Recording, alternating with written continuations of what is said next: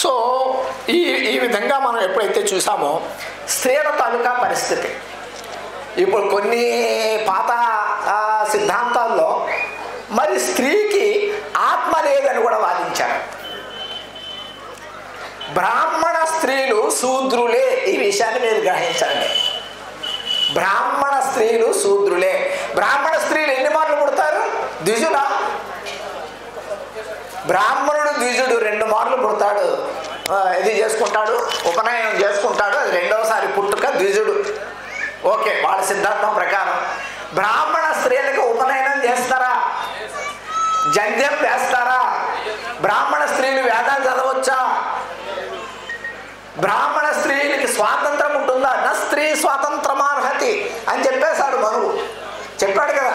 బ్రాహ్మణ స్త్రీలకు స్వాతంత్రం ఉంటుందా అంటే బ్రాహ్మణ క్షత్రియ వైశ్య స్త్రీలు శూద్రులే. చరిత్రలో దీనికి ఆధారం ఉంది.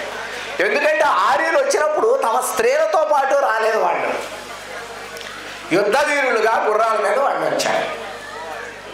వచ్చిన వాళ్ళు సహజంగానే ఇక్కడ స్త్రీలని పెళ్లి చేసుకున్నారు, పద్ధతి ప్రకారమే పెళ్లి చేసుకున్నారు. పద్ధతి లేకుండా కూడా సైన్యాలు చేస్తాయి, వేరే విషయం. కానీ పెళ్ళిళ్ళు కూడా చేసుకున్నారు. కానీ తమతో ఈ స్త్రీలని సమానంగా చూడడానికి వాళ్ళు ఇష్టపడలేదు. ఇప్పుడు ఏమైంది? పిల్లలు పుట్టారు. ఈ పిల్లలు మా వాళ్ళు అవుతారా? ఆమెకి చెందిన వాళ్ళు అవుతారా? వాళ్ళు ఆర్యులా శూద్రులా? ఆర్యులా స్థానికులా? కాబట్టి ఇప్పుడు ప్రశ్న, కాబట్టి శూద్ర స్త్రీకి పుట్టిన పిల్లలు, అందులో ప్రధానంగా అబ్బాయిలకి వడుగు చేసి వాళ్ళకి 2వ జన్మ ఇచ్చి వాళ్ళని బ్రాహ్మణులుగా మార్చాలి. ఇది వాస్తవంగా జరిగింది. కాబట్టి వడుగు ఎవరికైతే చేయబడుతుందో, జంజం ఎవరైతే వేసుకోబడుతున్నారో వాళ్ళు మాత్రమే ద్విజులు, బ్రాహ్మణ క్షత్రియ వైశ్య స్త్రీలు శూద్రులే.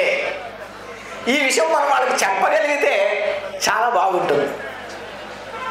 అంటే అయ్యా మీరేదో బ్రాహ్మణ స్త్రీలో మేమంతగా బ్రాహ్మణులు అనుకోవద్దు, మీరు శూద్రులే అని వాళ్ళకి చెప్పగలిగితే వాళ్ళకి బాగుంటుంది. అందుకే వాళ్ళకి విద్య నిరాకరించబడింది. స్త్రీకి ఎందుకు విద్య నిరాకరించబడిందంటే స్త్రీ స్థానికురాలు, మాతో సమానం కాదు. ఆమె సెంట్రల్ ఆసియా నుంచి రాలేదు, కజకిస్తాన్ నుంచి రాలేదు, కిర్గిజిస్తాన్ నుంచి రాలేదు, ఆఫ్ఘనిస్తాన్కి ఉత్తర ప్రాంతం నుంచి రాలేదు. ఆమె స్థానికురాలు కాబట్టి ఆమె మాతో సమానం కాదు అని వాళ్ళు చాలా స్పష్టంగా చెప్పారు. అందుకే దేవలోకానికి పోతే ఆ తర్వాత స్త్రీ సహగమనం అప్పుడు ఈమె కూడా పైకి వస్తుందని చెప్పారు. కానీ అంతకు ముందు కాలంలో స్త్రీలు దేవలోకానికి పోవడానికి లేదు, పురుషులు మాత్రమే దేవలోకానికి. అక్కడ అప్సరసలు ఉంటారు అనేది వేరే విషయం. కానీ పురుషులు మాత్రమే దేవలోకానికి పోతారు, స్త్రీలు దేవలోకానికి పోవడానికి లేదు.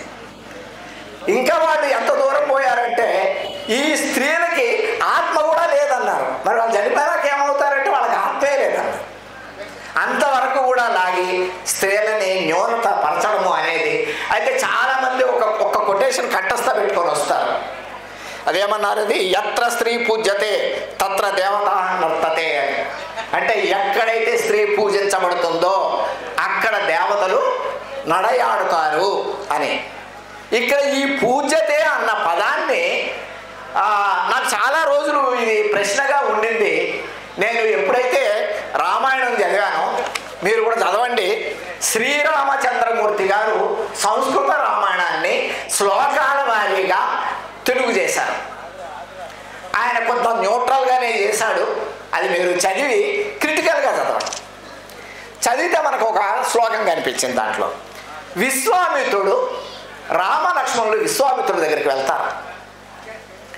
విశ్వామిత్రుడి దగ్గరికి వెళితే 2వసారి మళ్ళా మధ్యలో రామాయణం జరుగుతున్న మధ్యలో అప్పుడు విశ్వామిత్రుడు రామలక్ష్మణులకు పళ్ళు పానీయాలు ఇచ్చి పూజించను అన్న పదం ఉంటుంది. విశ్వామిత్రుడు రామలక్ష్మణులు పూజించడం ఏంటి? వీళ్ళు శిష్యులు, పిల్లలు, పూజించడం ఉండదు కదా. కానీ విశ్వామిత్రుడు రామలక్ష్మణులకి పళ్ళు పానీయాలు ఇచ్చి పూజించని అని ఉంటుంది. ఈ పూజ అన్న పదానికి అర్థం ఏమిటంటే టేకింగ్ కేర్. పూజించడానికి ఉండే అర్థం అంతా ఏమిటంటే వాళ్ళ ఎడల శ్రద్ధ తీసుకోవడము. శ్రద్ధ తీసుకోవడాన్ని పూజించడం అన్నారు. మరి ఈ యత్ర స్త్రీ పూజ్యతే అంటే స్త్రీ ధనాన్ని, మనుధర్మ శాస్త్రంలో కూడా స్త్రీ ధనాన్ని తండ్రి, భర్త, కొడుకు కాపాడాలి అని ఉంది. ఆ మాట అయితే ఉంది, వాస్తవంగానే ఉంది. కాబట్టి తండ్రి, అన్నదమ్ముడు ఆ స్త్రీకి కావలసిన ధనాన్ని ఇస్తారు, తల్లి అన్న ఇస్తుంది. ఆ విధంగా ఆమెకి కొన్ని వస్తువులు ఇవ్వడమే పూజించడము. స్త్రీని పూజించడం అంటే స్త్రీకి కొన్ని ఆర్థిక రక్షణలు కల్పించడమే స్త్రీని పూజించడం. దీన్ని మనము ఆమెకు పుళ్ళు స్తోత్ర పాఠాలు చేస్తారు, స్త్రీని పొగుడుతారు, స్త్రీని గొప్పదిగా చూస్తారు. స్త్రీని గొప్పదిగా చూడరు, స్త్రీకి రక్షణ కావాలి. ఆమె దళిత స్త్రీ కాబట్టి ఆమె కొంత ప్రొటెక్షన్ కావాలి. దళిత స్త్రీ మళ్ళీ బ్రాహ్మణ కుటుంబానికి వచ్చింది కాబట్టి ఆమెకు ప్రొటెక్షన్ కావాలి. సో ఇక్కడ పూజ్యతే అన్నది ఒక రకమైన ప్రొటెక్షన్ అన్న విషయాన్ని మనం చాలా స్పష్టంగా చూడొచ్చు. ఈ శ్లోకాన్ని తీసుకొని వాళ్ళు చాలా తప్పుదారి పట్టిస్తున్నారు. నేను ఇదంతా మళ్ళీ మీకు ఎందుకు చెప్తున్నానంటే, అంటే వీళ్ళు ఏదైతే ఇస్లాం వ్యతిరేకమో లేకపోతే క్రిస్టియానిటీ మైనారిటీలకు వ్యతిరేకమే కాదు, వీళ్ళు దళితులందరికీ వ్యతిరేకమే కాదు, వీళ్ళు అగ్రకులాలలో స్త్రీలకు కూడా అంతకంటే తక్కువ వ్యతిరేకం కాదు, నిజానికి చాలా ఎక్కువ వ్యతిరేకము. జ్ఞానాన్ని సంపాదించడానికి ప్రయత్నించిన శంభూకుణ్ణి రాముడు చంపాడు, ఓకే, కానీ స్త్రీని ఉట్టి పుణ్యానికే చంపారు. స్త్రీని ఉట్టి పుణ్యానికే వాళ్ళు చంపారు, సతీ సహగమనం పెట్టి. కాబట్టి వాళ్ళు స్త్రీకి అనుకూలం కాదు. ఈ మనువాదము మా దళితులకి ఎంత వ్యతిరేకమైనదో మహిళలకు కూడా అంతకంటే ఎక్కువ వ్యతిరేకమైందని మనం మహిళల దగ్గరికి తీసుకెళ్ళగలమా? అంటే మన ప్రచారంలోని మనకు ఎట్లా ఉందంటే, నేను బై బర్త్ ఇప్పుడే దేవుణ్ణి నమ్మను, కానీ బై బర్త్ ముస్లింని కాను. నేను ఈ ఉద్యమాల్లో చేరి ఏమనుకుంటున్నానంటే, నాలాంటి వాళ్ళంతా ఈ ఫ్యాసిజాన్ని మనం ఎందుకు వ్యతిరేకిస్తున్నామంటే, ముస్లింలు మన సోదరులు కదా, మనతో స్వాతంత్ర పోరాటం చేశారు, తెల్లారితే మన కష్ట సుఖాల్లో వాళ్ళు పంచుకుంటున్నారు, మొన్న శవాలన్నీ వాళ్ళే మోసారు కోవిడ్ పీరియడ్లోని, మనం ముట్టుకొని మన తల్లిదండ్రుల శవాలు వాళ్ళే మోసారు, ఇట్లాంటివన్నీ చెప్తూ. కాబట్టి ముస్లింల తాలూకా రక్షణ కొరకు నేను ఫ్యాసిజానికి వ్యతిరేకంగా పోరాడుతున్నాను. కాదు మిత్రులారా, మైనారిటీల రక్షణ అనేది ఒక సీరియస్ సమస్యగా ఉంది.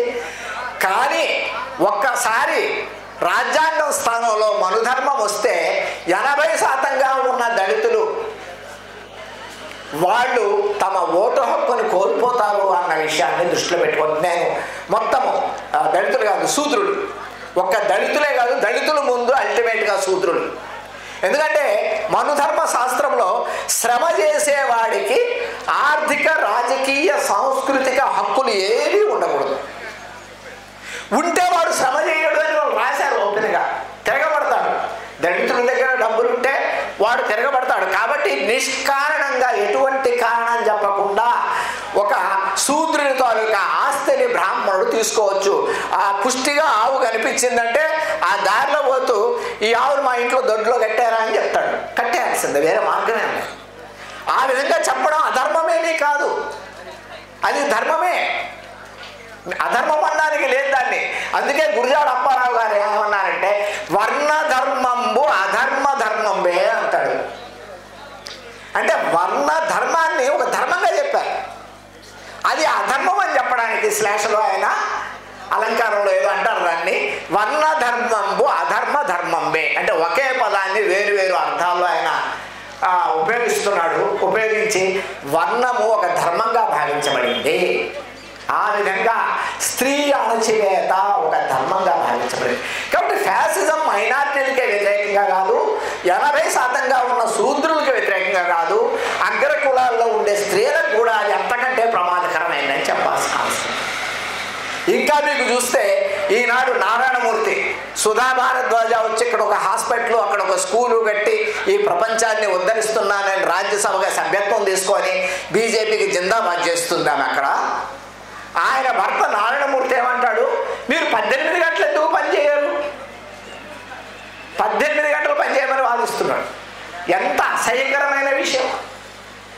చైనా వాళ్ళు మొన్న యుద్ధంలో మన మోడీ 5,000 హెక్టార్ల భూమి అప్పచెప్పేశాడని రాహుల్ గాంధీ గట్టిగానే చెప్పాడు. నీ మీద కేసు పెడతామన్నారు బీజేపీ గవర్నమెంట్ వాళ్ళు. ఏ కేసులన్నా పెట్టండి, జరిగింది నేను చెప్తాను, నేను కోర్టులోనే వాదించుకుంటాను.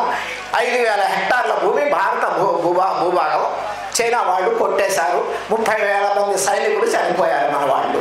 నువ్వు వాడిన నాటకానికి ఇది మూల్యం అని రాహుల్ గాంధీ మోడీ మీద చెప్పాడు. చివరికి బీజేపీ వాళ్ళు నోరు మూసుకున్నారు, ఏం తగ్గేటట్లేదు. నా సమస్య 5,000 హెక్టార్ల భూమి కాదు. సమస్య చైనాతో మనకు ఎక్కడ ఉందంటే వాళ్ళు 8 గంటల కంటే ఎక్కువ పని చేస్తున్నారు.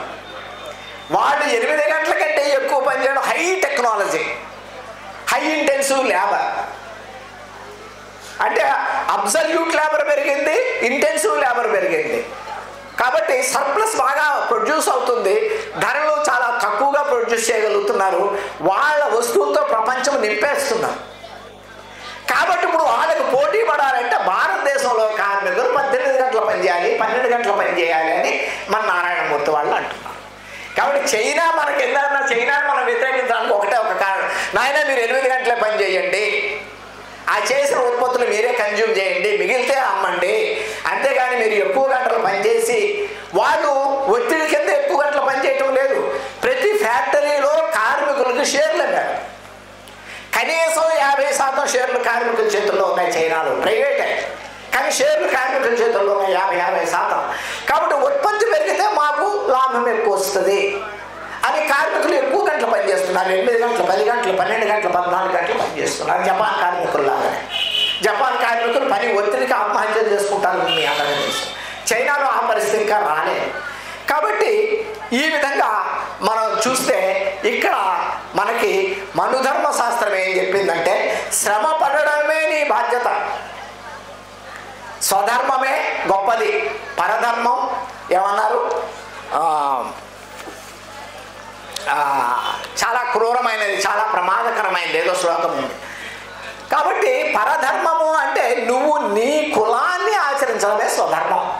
మనం ఇప్పుడు ఏమనుకుంటున్నాం అంటే హిందూ మతాన్ని ఆచరించడం స్వధర్మము, ఇస్లాంలో క్రిస్టియానిటీలో ఆచరించడం పరధర్మం కాదు. ఈ మాట ఇస్లాం పుట్టక ముందు పుట్టింది, ఇస్లాం భారతదేశానికి రాకముందు పుట్టింది.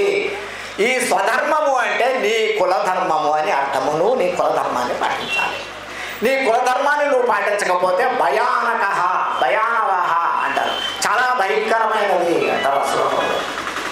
కాబట్టి అల్టిమేట్గా మనకి మేడే 8 గంటలు, ఇది వెస్టర్న్ కల్చరు. 8 గంటలనేది వెస్టర్న్ కల్చరు. మనకి ఎవరైతే ఈ ప్రపంచాన్నంతా సృష్టించారో ఆ విశ్వకర్మ, ఆయన 8 గంటలు కాదు 24 గంటలు పనిచేస్తాడు. విశ్వకర్మ 24 గంటలు పనిచేస్తాడు.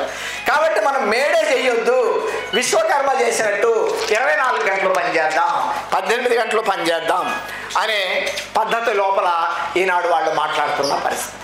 సో ఇది బ్రాహ్మణ కులంలో పురుషులలో కూడా పేదవాళ్ళకి వ్యతిరేకమైంది. కార్మికులుగా, రైతులుగా ఉన్న పేదవాళ్ళందరికీ, ఉద్యోగులుగా ఉన్న పేదవాళ్ళందరికీ వ్యతిరేకమైంది. ఎందుకంటే వాళ్ళు మేడేని వ్యతిరేకిస్తారు, విశ్వకర్మను పూజిస్తారు.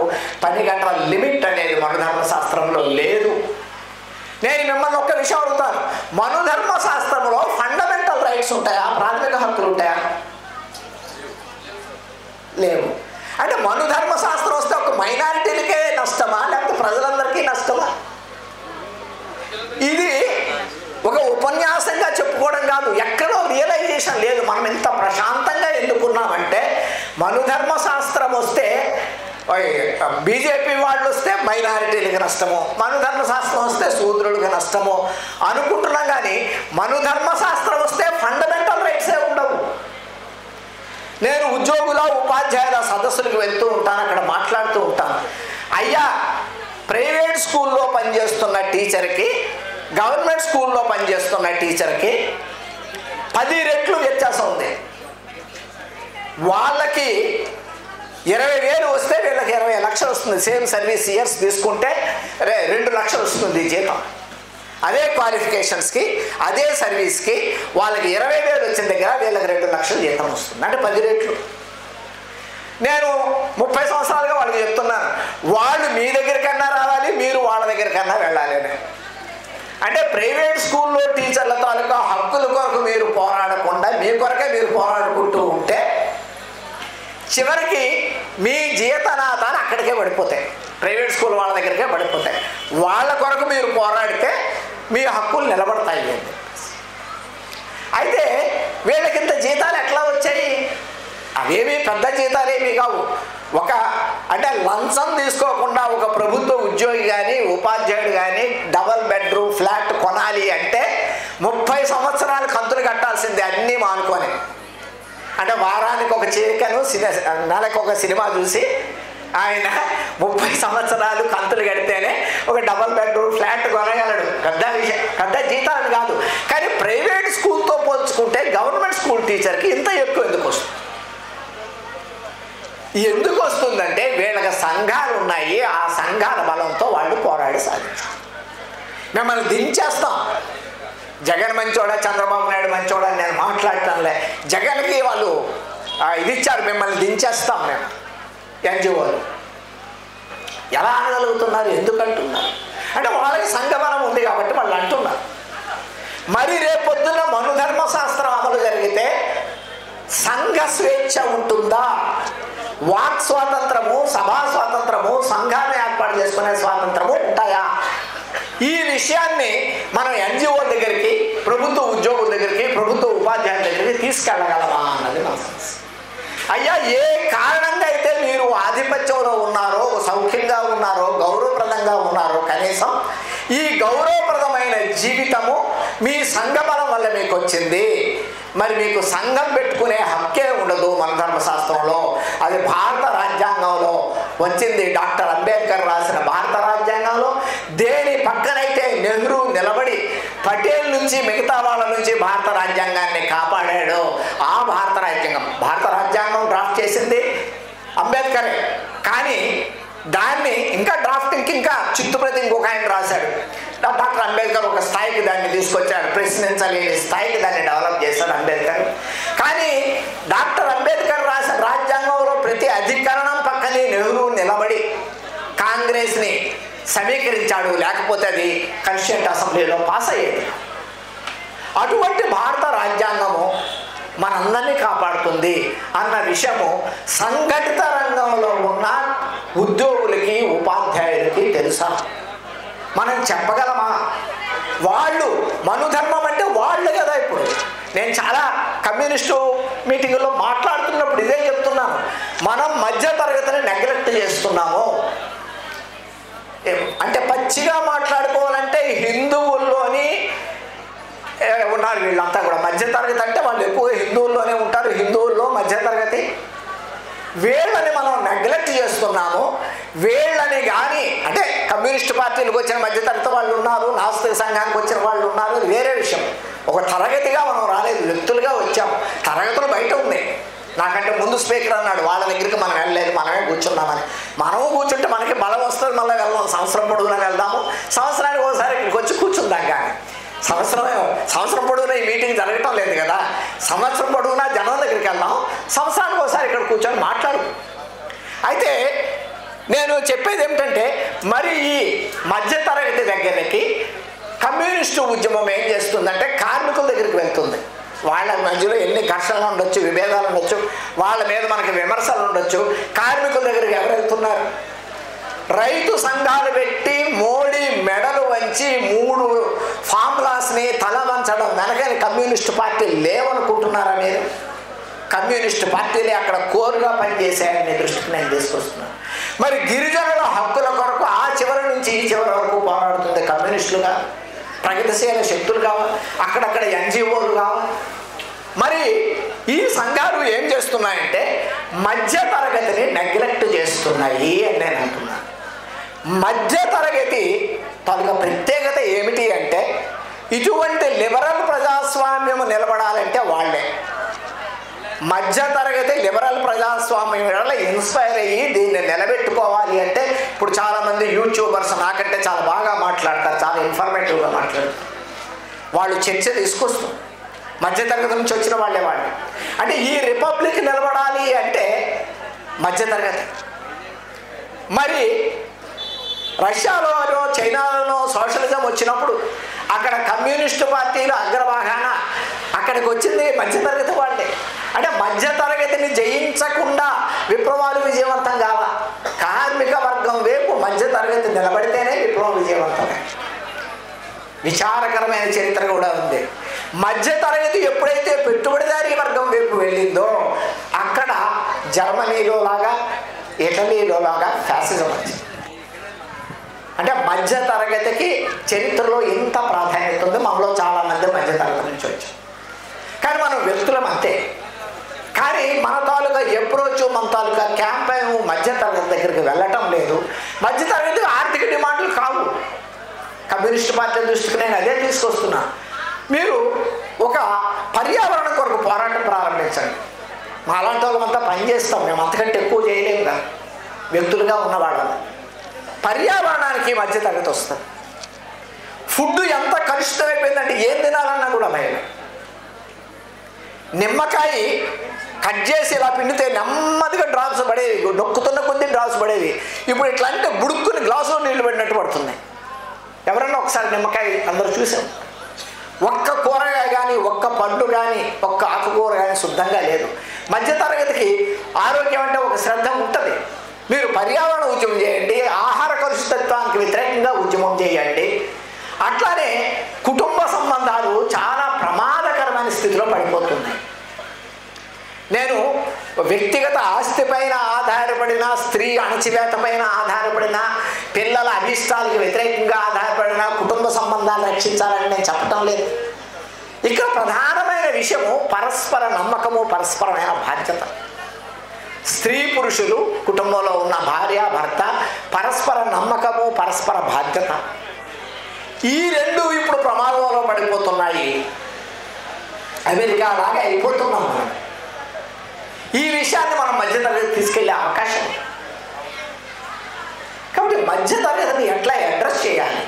పర్యావరణ విధ్వంసము, కుటుంబ సంబంధాల విధ్వంసము, ఆహారం విషతుల్యం కావడము, ఇట్లాంటి సమస్యల్ని మనము టేకప్ చేసి వాళ్ళ దగ్గరికి వెళ్ళి వాళ్ళని కన్విన్స్ చేసే అవకాశం ఉంటుంది.